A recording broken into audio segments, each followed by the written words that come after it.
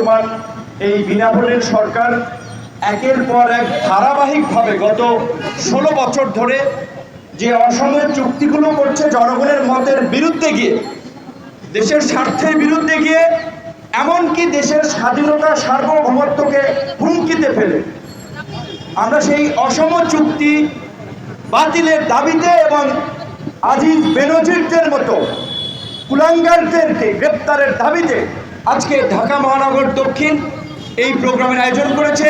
ঈদের পরে লোক ঢাকায় এসে ওইভাবে এখনও পৌঁছায় নাই, তারপরেও তারা তাৎক্ষণিকভাবে প্রোগ্রাম আয়োজন করেছে, আমরা তাদেরকে ধন্যবাদ জানাই। এই প্রোগ্রামে বক্তব্য রেখেছেন গণ অধিকার পরিষদের এবং অঙ্গ সংগঠনের নেতৃবৃন্দ, আরও বক্তব্য রাখেন নাই আমাদের গণ অধিকার পরিষদের কেন্দ্রীয় নেতা, উচ্চতর পরিষদের সদস্য ফাইল ফাতেমা বিষয়ে কথা বলে শেষ করতে চেষ্টা করব সংক্ষেপে। প্রথমত, আপনারা যদি একটা বিষয় লক্ষ্য করেন যে প্রধানমন্ত্রী থেকে শুরু করে আওয়ামী লীগের শীর্ষ নেতারা সব সময় কিছু গতানুগতিক কথা, যেটা গোয়েবলসের তত্ত্বের মতো সামনে আনার চেষ্টা করেন যে ভারত আমাদের মুক্তিযুদ্ধে সহযোগিতা করেছে, ভারত আমাদের সীমান্তবর্তী বড় একটি প্রতিবেশী দেশ, তাদের সাথে বৈরিতা করা যাবে না, বন্ধুত্ব করতে হবে, মুক্তিযুদ্ধের কারণে কৃতজ্ঞতা স্বীকার করতে হবে। আওয়ামী লীগের নেতাদের এই কথার সাথে আমাদের দ্বিমত নাই। আমরাও মনে করি যে ভারত মুক্তিযুদ্ধে আমাদেরকে যেভাবে সহযোগিতা করেছে তার জন্য ভারতকে আমাদের ধন্যবাদ দেওয়া উচিত।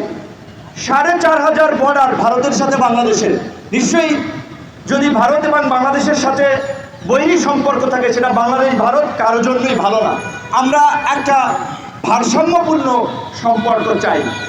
কিন্তু দেশ স্বাধীনের পর 72 থেকে যদি আজকে অদ্যবধি বাংলাদেশের প্রতি ভারতের আচরণটা দেখেন, তাহলে সেটা কি মনে করেন? ভারত কি আমাদেরকে বন্ধু রাষ্ট্র হিসেবে, স্বাধীন সার্বভৌম রাষ্ট্র হিসেবে চোখে দেখে, নাকি চাকর বাকর হিসেবে আমাদেরকে চোখে দেখে? চাকর বাকর। প্রধানমন্ত্রী কিছুদিন আগে খুব প্রাউড ফিল করেছেন যে ভারতের প্রধানমন্ত্রী নরেন্দ্র মোদী ক্ষমতায় আসার পরে, তৃতীয়বার সরকার গঠনের পরে আমি দেখা করেছি, খুব গর্ববোধ করেছেন। মোদী তো আপনার সাথে দেখা করতে আসেন নাই, আপনি হাইদে গেছেন। মানে যে গ্রামে একটা কথা বলে, গায়ে মানে না আপনি মোড়ল, পাবলিক দাম দেয় না, তারপরেও চাপাবাজি করে বেড়ায়, আমার মামু অমুক, আমার খালু অমুক, প্রভাব দেখায়।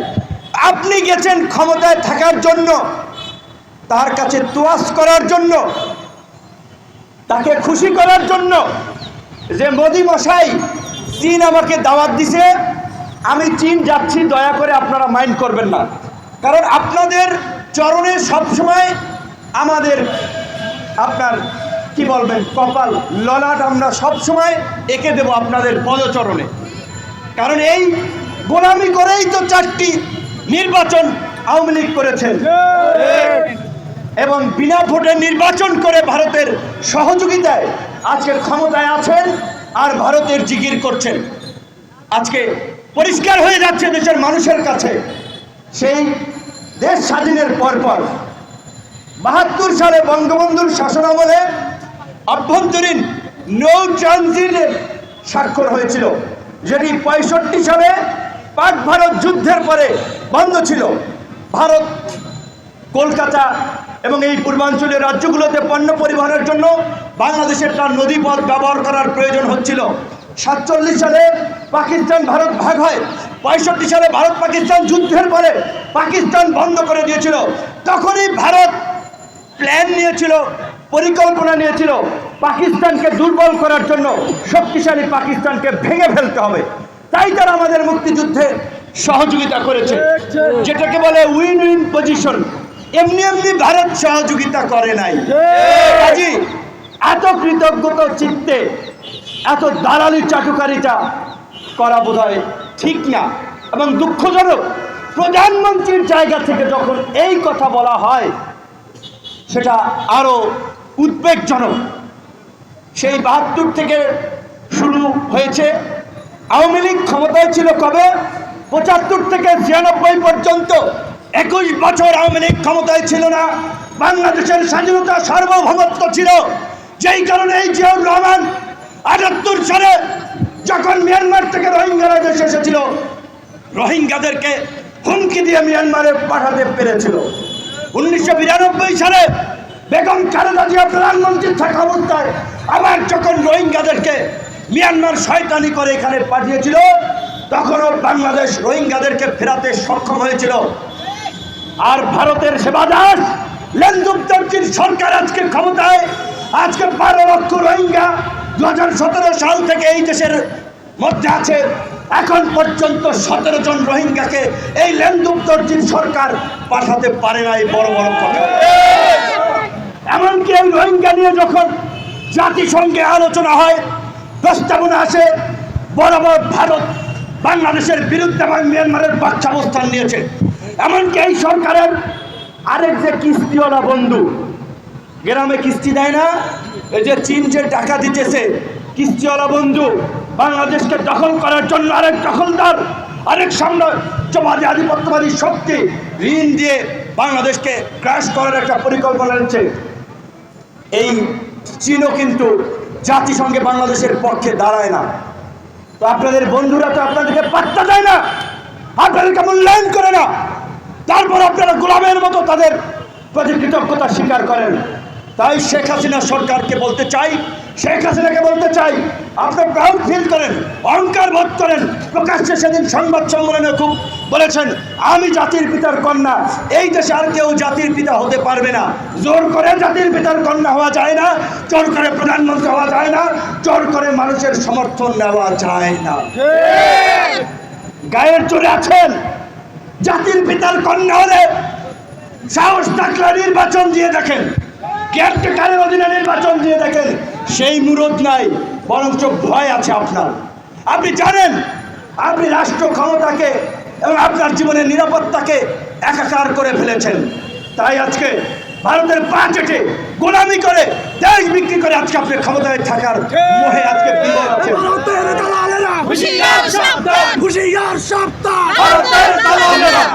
অনেক কথা বলার ছিল, সময় সংক্ষেপের কারণে কথা সংক্ষিপ্ত করতে হবে। বাংলাদেশের রাজনৈতিক হত্যাকাণ্ডের মধ্যে 75-এর যে বঙ্গবন্ধুর যে নির্মম হত্যাকাণ্ড, সেটি নিন্দনীয় ঘটনা। সেই ঘটনার জন্য আওয়ামী লীগের নেতারা প্রধানমন্ত্রী বিএনপিকে দায়ী করেন, অথচ সেই হত্যাকাণ্ডের যারা ডুগডুগি বাজাতে চেয়েছিল বঙ্গবন্ধুর চান্দা দিয়ে, সেই হত্যাকাণ্ডের যারা প্রেক্ষাপট রচনা করেছিল, ওই মতিয়া চৌধুরী, ইনু মেনন, আপনার শাহজাহান খানরা যারা গণবাহিনী গড়ে তুলেছিলেন, তাদেরকে নিয়ে কিন্তু শেখ হাসিনা মন্ত্রিসভা গঠন করে ভাগ বাটোয়ারা ক্ষমতার হালুয়া রুটি খাচ্ছেন। সেই সময় তার বাবার হত্যার কথা মনে পড়ে না, জাতির পিতার হত্যার কথা মনে পড়ে না। ধিক্কার জানাই, খুনিদেরকে সাথে নিয়ে, বাবার খুনিদেরকে সাথে নিয়ে আপনি রাষ্ট্র ক্ষমতায় যাওয়ার জন্য বাবার খুনিদেরকে সাথে নিয়ে আপনি মন্ত্রিসভা গঠন করেছেন। আপনার লজ্জা থাকা উচিত। আপনি বড় বড় কথা বলেন কিভাবে? মানুষকে কি বোকা ভাবেন, আধা পাগল ভাবেন, পাবনার রুগী ভাবেন? মানুষ এত বোকা, এত আধা পাগল না। এবং আপনারা যদি একটা বিষয় লক্ষ্য করেন, ভারত সহযোগিতা করেছিল বঙ্গবন্ধু শেখ মুজিবুর রহমান ইন্দিরা গান্ধীকে প্রথম দেখায় বলছে আপনার সৈন্যরা কবে যাবে।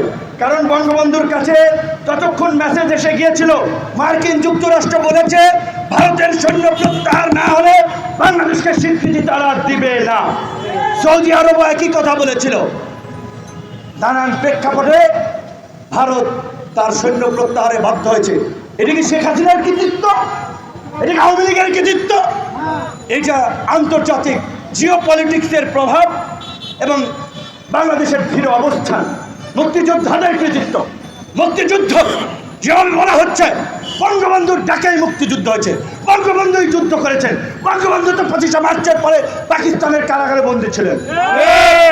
সেই মুক্তিযুদ্ধ কারা পরিচালনা করেছে? এইখানে যারা অস্থায়ী সরকার গঠন করেছেন, জাতীয় নেতৃবৃন্দ সম্মিলিতভাবে মুক্তিযুদ্ধ তারা পরিচালনা করেছেন। এই দেশের ওই রিক্সাওয়ালা কৃষক, গামছা মাথায় দেওয়া শ্রমিক, আপনার লুঙ্গি কাঁচা দেওয়া সাধারণ মানুষ, তারা কাঁধে কাঁধ মিলে মুক্তিযুদ্ধ করেছিল। আমরা দেশ স্বাধীন রাষ্ট্র পেয়েছি। মুক্তিযুদ্ধ আওয়ামী লীগের কৃতিত্ব নয়, বরঞ্চ ইতিহাসের বাস্তবতা হচ্ছে আওয়ামী লীগের অনেক নেতাই বলে কলকাতায় সিনেমা দেখতে গিয়েছেন। তাস খেলছেন মুক্তিযুদ্ধের সময়, আর মুক্তিযোদ্ধারা মুক্তিযুদ্ধ করছে। এমনকি যখন মুক্তিযুদ্ধের সময় পাকিস্তানি হানাদার বাহিনী সারেন্ডার করে বাংলাদেশের সশস্ত্র বাহিনীর সর্বাধিনায়ক এমএজি ওসমানী যখন হেলিকপ্টারে করে ওই আপনার সারেন্ডার সমাবেশে উপস্থিত হতে চেয়েছিল, তখন তার হেলিকপ্টারে গুলি করা হয়েছিল। সেই হেলিকপ্টারে ছিলেন ডাক্তার জাফরুল্লাহ চৌধুরী। আপনাদের মনে আছে থাকতে তিনি অনেক কথা বলেছেন। তিনি বলেছিলেন ভারত হচ্ছে এশিয়ার ইসরায়েল। আজকে পরিষ্কার, আজকে আওয়ামী লীগ ফিলিস্তিনের জন্য মায়া কান্না করে আর ভারতের গোলামি করে ভারতকে এই দেশ শুষে নেওয়ার জন্য আমাদের সুযোগ সুবিধা দিচ্ছে। সেই টাকায় ফেলে ফুপড়ে উঠে ভারত ইসরায়েলে গোলা বারুদ পাঠাচ্ছে, অস্ত্র পাঠাচ্ছে ওই বাইতুল মুকাদ্দাসকে ধ্বংস করার জন্য, আমাদের নিরীহ নির্যাতিত ফিলিস্তিনি ভাই বোনদেরকে ধ্বংস করার জন্য। এই হচ্ছে আওয়ামী লীগের চরিত্র। সেদিন 25শে জুন আমেরিকান এম্বাসির স্বাধীনতা দিবসের প্রোগ্রাম হোটেল লা মেরিডিয়ানে আমি গিয়েছিলাম, আমন্ত্রিত ছিলাম। জাতীয় নেতৃবৃন্দ অনেকে আমন্ত্রিত ছিল। বাংলাদেশের পক্ষে অফিসিয়ালি হাসান মাহমুদ সেখানে বক্তব্য রেখেছিলেন, পররাষ্ট্রমন্ত্রী। তিনি বলেছিলেন যে আমরা ফিলিস্তিনের শান্তি ফিরিয়ে আনতে চাই, হত্যাযজ্ঞ বন্ধ করতে চাই মার্কিন যুক্তরাষ্ট্রের সাথে থেকে। যেখানে মার্কিন যুক্তরাষ্ট্র আপনার মধ্যপ্রাচ্যে মাতব্বরি করার জন্য ইসরায়েলকে সব ধরনের প্যাট্রোনাইজ করছে, সেখানে তারা আমেরিকার সাথে মিলে নাকি ওইখানে বন্ধ করবে। কত ভারতামি ভণ্ডামি। এবং এই যে প্রধানমন্ত্রী বলেছে আটলান্টিকের ওই পার না গেলে কি হবে। আবার আওয়ামী লীগের নেতারা মার্কিন রাষ্ট্রদূত পিটার হাসকে হাঁস ভেবে জবাই করে খেতে চায়, অথচ ওই স্বাধীনতা দিবসের প্রোগ্রামের বক্তব্য মনে হচ্ছে প্রভুর সামনে চাকর বক্তব্য দিচ্ছে। বাংলাদেশিদের কান্ট্রি অফ ফ্ল্যাট জোট এইভাবে বক্তব্য দিচ্ছে যে আমাদের এই সমস্যা। এই 1990 সালের বন্যায় আমি প্রথম সি প্লেন দেখেছি। হাসান মাহমুদ সাহেব বলেছে আমেরিকার তেলবাজি করার জন্য এই কোভিডের সময় আমেরিকা এতগুলো টিকা দিয়েছে, আমাদেরকে এইভাবে সহযোগিতা করছে, অথচ বাইরে এসে গালাগালি করে, সামনে গেলে চাটুকারিতা করে। আজকে অনেক কথা বলা যায় না, অবস্থানের কারণে আমরা বলতে পারি না। এইটুকু আজকে সাধারণ মানুষকে বুঝাতে হবে, উপলব্ধি করাতে হবে। বাংলাদেশের ক্ষমতা শুধুমাত্র বাংলাদেশের আন্দোলন সংগ্রাম দিয়ে সরকার পতন সম্ভব নয়। আন্তর্জাতিক অনেক কিছু এর সাথে জড়িত। কিন্তু এটা সত্য, যদি আমরা জনগণ রাজপথে গণ অভ্যুত্থান ঘটাতে পারি, আন্তর্জাতিক শক্তি আমাদের সাথে থাকবে। আমাদেরকে সেই প্রেক্ষাপট তৈরি করতে হবে। আজকে এই ভারতের সাথে স্বাধীনতা সার্বভৌমত্ব চুক্তির বিরুদ্ধে যুগপৎ আন্দোলনে থাকা গণতন্ত্রকামী দেশপ্রেমিক সকল রাজনৈতিক দলকে রাজপথে নেমে আগ্রাসনের বিরুদ্ধে আমরা প্রতিবাদ করার আহ্বান জানাই। শেখ হাসিনা সরকারকেও স্পষ্টভাবে বলে দিতে চাই, এতদিন যা করেছেন, বাংলাদেশের বুকের মধ্যে দিয়ে ভারতীয় রেল লাইন যাবে না। আজকে দুর্নীতি নিয়ে ব্যাপক আলোচনা হচ্ছে, মানে দুর্নীতি লুটপাটের একটা মহামারী চলছে। সংসদে আলোচনা হচ্ছে। এখন সংসদের আলোচনা শুনে আপনি কি বলবেন? গ্রামে বলে জাঞ্জরে কয় শুয়ের গোয়া টেরা, মানে শুয়ের পেছনে একটা ছোট্ট ছিদ্র থাকে, আর যে মুড়ি বাজে বালু যে আপনার ঝাঁঝর যেটা বলে, ওইটা তো পুরোটাই একেবারে ছিদ্র। তো ওই ঝাঁঝর নাকি শুইকে বলে যে তোমার পেছনে একটা স্যাদা আছে, ছিদ্র আছে। আজকে পার্লামেন্টে বিনা ভোটের এমপি, চোর, ডাকাত, মাফিয়া, লুটেরা, ভারতীয় তাবেদার, ওরা একজনে আরেকজনে বলছে যে এইভাবে দেশ চলতে পারে না, আমাদের দুর্নীতি খতিয়ে দেখতে হবে। অথচ আমরা দেখছি সবচেয়ে বড় চোর হচ্ছে ওই পার্লামেন্টের বিনা ভোটের এমপিরা। আজকে পুলিশ নিয়ে অনেক বক্তব্য আসে, আমরাও কথা বলি। পুলিশের প্রায় 2.5 লক্ষ সদস্য আছে। 2.5 লক্ষ সদস্যের মধ্যে সাবেক একজন আইজিপি বেনজির কাণ্ড লুটপাটের পত্রিকা এসেছে। এই পর্যন্ত ডিআইজি রফিকুল ইসলাম, ডিআইজি জামিল হাসান, ডিএমপির সাবেক কমিশনার আসাদুজ্জামান সহ 5 থেকে 7 জন ঊর্ধ্বতন পুলিশ অফিসারের দুর্নীতি নিয়ে গণমাধ্যমে রিপোর্ট হয়েছে। আমরা বিশ্বাস করি আরও শতাধিক আছে। তাহলে 2.5 লক্ষ পুলিশের মধ্যে যদি 1-150 দুর্নীতিবাজ, লুটেরা, মাফিয়া থাকে, তাহলে সেটা কখনোই 2.5 লক্ষ পুলিশের বদনাম হতে পারে না। তাই আমরা পুলিশ ভাইদেরকে বলবো, আপনারা কেন এই 1.5 দুর্নীতিবাজ, লুটেরা, চোর, ডাকাতের জন্য আপনারা দায় নেবেন? আপনাদের হাতে বন্দুক আছে, দুর্নীতিবাজদেরকে প্রথমে মেরে ফেলেন, আপনারা গুলি চালিয়ে মেরে ফেলেন। রাষ্ট্র ওদের বিচার করবে না। এই রাষ্ট্র দুর্নীতিবাজদের পৃষ্ঠপোষক। আপনারা এই বাহিনীকে কলঙ্কমুক্ত রাখার জন্য খতম করে দেন। এদেরকে খতম করার জন্য জনগণ যদি আইন নিজের হাতে তুলে না নেয়, তাহলে এই দেশে গণতন্ত্র, ন্যায় বিচার ফিরে আসবে না। আইনের কথা বলবো আমরা। আজকে আইন কি আছে? কোর্টে বিচার ব্যবস্থা আছে? কোর্টে বিরোধী দলের জন্য কোনো ন্যায় বিচারের দরজা আছে? নাই।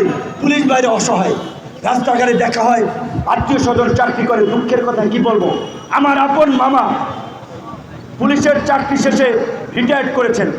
ঢাকা এসে আমার সাথে একটা ছবি তুলে ফেসবুকে দিয়েছিলেন। মামি ভয় পেয়ে আতঙ্কে ছবি ডিলিট করাইছেন। বাবা, তোমার মামারে দিয়ে ছবিটা ডিলিট করাও, আমার বাচ্চা কাচ্চা পড়াইতে হবে, পেনশনের টাকাটা আবার আটকে দেবে। আমার আপন মামা, চিন্তা করেন, কি একটা ভয়ের মধ্যে আছে, কি একটা ফ্যাসিস্ট রাষ্ট্র শেখ হাসিনা এবং এই আজিজ বেনজিরের মতো কুলাঙ্গাররা তৈরি করেছে যে আমার মামা পুলিশের চাকরি করে বিদায় ভাইজার সাথে তার ছবি ফেসবুকে দিতে পারবে না। এইভাবে আজকে এই পুলিশ ভাইদের বন্দি করে রাখা হচ্ছে, শেকল পরিয়ে রাখা হচ্ছে। বিশ্বাস করেন, 28 তারিখের ঘটনা নিয়ে অনেক পুলিশ অফিসার বলেছে, ভাই আমরা তো রেডি ছিলাম যে আপনারা আরেকটু ধাক্কা দিলেই তো আমরা ঘরে উঠে যাইতাম। পুলিশের তো কাজ নাই, শেখ হাসিনার জন্য গুলি খাইবে, রক্ত দেবে, ভারতের জন্য দালালি করবে। কারণ এই পুলিশের বেতন দেয় এই দেশের জনগণ, এই আর্মির বেতন দেয় এই দেশের জনগণ, এই দেশের জনগণের ভ্যাট ট্যাক্সের পয়সায়। এই দেশ যদি না থাকে, দেশ যদি সিকিম হয়ে যায়, হায়দ্রাবাদ হয়ে যায়, এইখানেও আমাদেরকে মোদির গোলামি করতে হবে।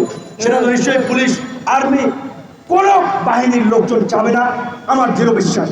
তাই আজকে পুলিশ, সামরিক বাহিনী, সরকারি কর্মকর্তা কর্মচারী সকলকে বলবো, দেখেন আল্লামা দিলওয়ার হোসেন সাইদি সাহেব মারা গেছে, আল্লাহ তাকে বেহেশত নসিব করুন। বারবার তার কথা মনে পড়ছে আজকে এই শেখ হাসিনার রেল লাইনের চুক্তি দেখে। তিনি বলেছিলেন কয়েক বছর আগে, প্রায় 30 বছর না 20-25 বছর আগে বলেছিলেন, আমি দেখতে পাচ্ছি বাংলার আকাশে উত্তর গগনে গাঢ় কালো মেঘ করেছে। এমন গাঢ় কালো অমানিচার মেঘ যদি সক্ষমভাবে মোকাবিলা করতে না পারো, সুবে সাদিক হওয়া অসম্ভব। আল্লাহ ব্যক্তি ছিলেন, আল্লাহর ওলি ছিলেন, তাই তারা দূরদর্শিতার জায়গা থেকে দেখতে পাচ্ছিলেন ভারত বাংলাদেশকে গ্রাস করার জন্য সব ধরনের প্রস্তুতি নিয়েছে। এমনকি খালেদা জিয়া আজকে হাসপাতালের বেডে কাটকাচ্ছে। 1999 সালে এই ভারতকে করিডোর দেওয়া নিয়ে রোড মার্চে কিশোরগঞ্জে বলেছিলেন, ভারতকে করিডোর দেওয়া শহীদের রক্তের সাথে বেইমানি। আজকে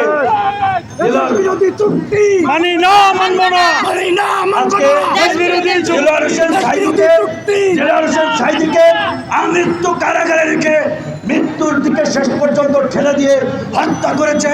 খালেদা জিয়াকে আজকে নানানভাবে হত্যা করার একটা ষড়যন্ত্র করছে। তাই আমি আপনাদের কাছে সর্বশেষ আমার এই বক্তব্য, এই দেশে যারা ভারতের বিরুদ্ধে কথা বলবে, ভারতীয় আগ্রাসনের বিরুদ্ধে কথা বলবে, তাদেরকে অনেক অত্যাচার, নির্যাতন, জুলুম সহ্য করতে হবে। এই যে আঙ্গুলটা বাঁকা, এখনো এই হাতটা ফ্র্যাকচার হয়ে গেছিল, চোরা লাগে নাই।